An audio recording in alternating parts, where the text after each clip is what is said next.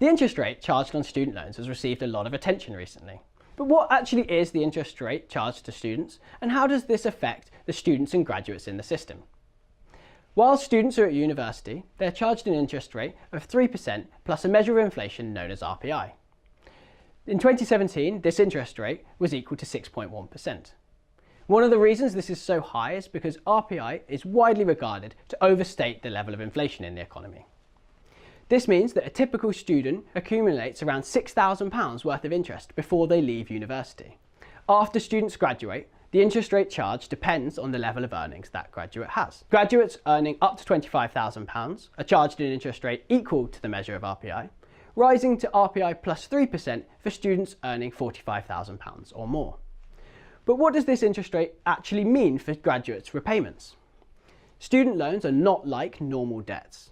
Rather than a fixed repayment each period, repayments are made as a proportion of the income a graduate earns each year. This repayment is not directly affected by the interest rate charged or the total size of the loan. These merely determine how long a student is repaying their student loan for. This graph shows the profile of student debt for a typical mid-learning graduate over their lifetime. Because the repayments on that student debt are roughly equal to the interest charged, the level of debt remains relatively constant in real terms over time. However, if we remove this real interest rate on student loans and charged a zero real interest rate, this would not be the case. Due to the lower interest charges, the total real level of debt would decline over time.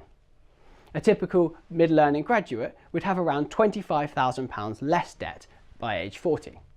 However, notice that 30 years after graduation, under each of these systems, the graduate still has some student loans, at which point all remaining debt is written off.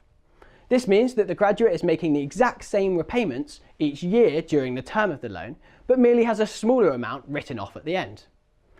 In fact, 60% of graduates would make the exact same repayments over their lifetime if the positive real interest rate on student loans was removed. It is only the richest graduates, who typically repay their full student loans, that end up paying less. Removing the positive real interest rate on student loans would reduce the debt levels of all graduates, but it would only reduce the repayments made by the very richest graduates. And this would come at a cost of around £2 billion per year to the government finances. The government needs to decide whether this is a trade-off worth making.